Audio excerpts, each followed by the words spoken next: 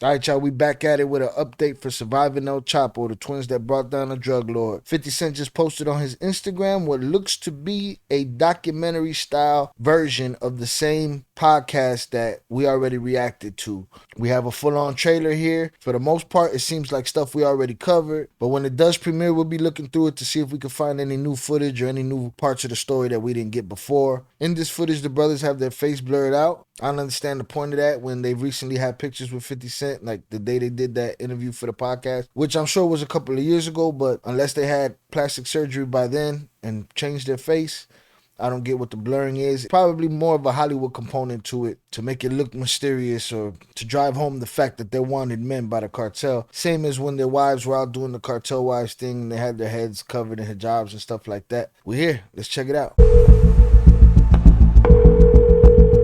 Amigo. ¿Qué dice, oiga? ¿Cómo está? Le quería pedir un favor. Dime. ¿Usted cree que pues lo podemos arreglar? ¿Me puede rebajar unos 5 pesos de esos? Bueno, entonces mañana recojo el... We all know about these big drug cartels in Mexico.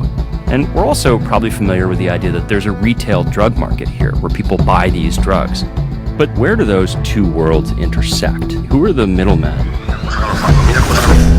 Chicago's infamous drug trafficking twins, Pedro Flores and his brother Margarito, were key to El Chapo's U.S. operations. Their father, Margarito, was a high-ranking drug trafficker who went to prison when his wife was pregnant with the twins. He was released when they were 7 years old and began teaching them everything he knew. With their father's contacts in Mexico and the brothers' connections in Chicago, they became an unstoppable force. The Flores family was the real-life Mexican version of the Sopranos. We thought we knew what money was until you get a hold of that type of money, right? We were past the making money part. We chose to be drug dealers. We wanted to be the best drug dealers there was. There is a manhunt tonight for Margarito and Pedro Flores. The identical twin brothers are 23 years old, like I told y'all before, man. Like I had to tell somebody in the comments because they were like, yo, I love how you get upset with their silly decision making, but they were young. And you're right, they were young. It's hard to remember they were young when they reached the top so quick. In that type of game, your level of thinking got to move up to where you're at on the pyramid of that business. When you're in a position as heavy as they were in, the level of your thinking has to move up to the level of your operation, period. accused of smuggling hundreds of millions of dollars of cocaine. I'm on the run now, and I tell my friend's mom, I said, look, I'll give you 25 grand if you drive me to Mexico. At that point, my safety is the number one thing. Let me get this money, make sure my family's good. We bought a big old property, and we bought properties in different places. At any time, we're responsible for like 150, 180 million dollars worth of drugs. We were the biggest drug distributors in the United States, and we were living in Mexico at the time. Chapo, he told us both, he's like, look, any dumb MF can move tons of cocaine in Mexico, He's like, I've never met that many people who could do it in the United States. For real, like, you guys, imagine you guys would trip this. The high-ranking drug cartel leaders arrest, igniting gunfights. Violence is on the rise again in Mexico. Murders happening in one of the most dangerous cities in the world. Tortured, shot, dismembered. Violence escalating to the point of temporarily shutting down 2 international bridges. You have to block that out. I got kidnapped. They put me in the back of the pickup. Man, they had them handcuffs so tight that I still have numbness. And they take me to a house. And them days turned into weeks. I lost almost 40 pounds.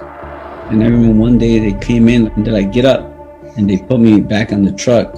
He puts the handcuff key in my shoe. Just like that, like he's gone. And then it gets to the point where you're like, you know what? I gotta make the right decisions for myself, for my own family. He called the feds. Remember, by this, I'm having the mixed emotions where I'm talking to the government. You always make excuses to do wrong things. This was my chance to do the right thing for my family, I remember leaving that morning and I meet these agents. No lie, you know what she asked me? Who's El Chapo? And where do you fit in? I put Chapo, Mario, Arturo Bertrand, 2 slashes, me and my brother. I recorded the first conversation sometime in May. Amigo. ¿Qué dice, oiga? ¿Cómo está? Did they send you recording equipment? Oh, so that's the other thing. So they didn't send me nothing. I went to Radio Shack and bought one. Ahí estamos a la orden, ya sabes. They called us on Sunday, and he said, guys, it's time. He said, you got 2 hours to train yourself in.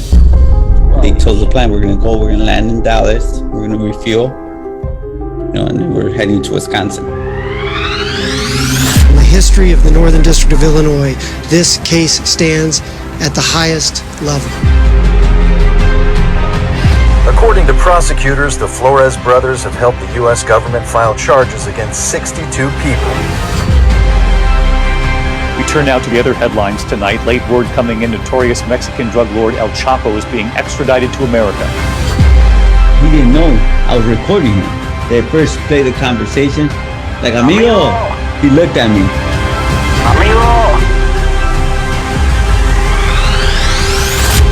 If I could teach anything to people from what made us successful, and I know it works, is learning when to take a loss.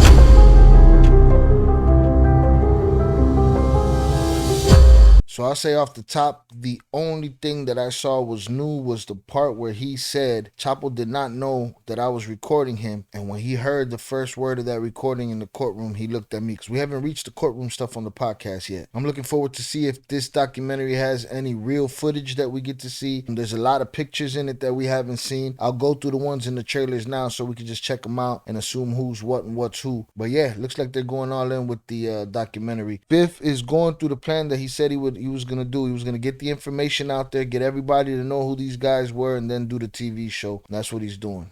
All right, we've seen that one a million times. Mug shots. We got here. This is probably in Mexico after they're on the run. Can't tell which is which at the moment. I'm going to guess they got a shorty here. I don't know. I think they had their kids first, so this might be Val and Jay. This might be Peter and Vivi. But then again, who knows? The dude that brought them into this world and brought them into this game. Got here Margarito Sr. Yeah, this definitely got to be in Mexico. Thundercats, kindergarten. Yeah, they're younger than me. We didn't have no cap and gown kindergarten graduation. They didn't do that for us back then. Hopping on private Cessnas. They got some Air Max. Got the young Flores twins. Suited and booted.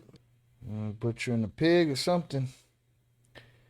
That's in Mexico. Living the good life in Mexico.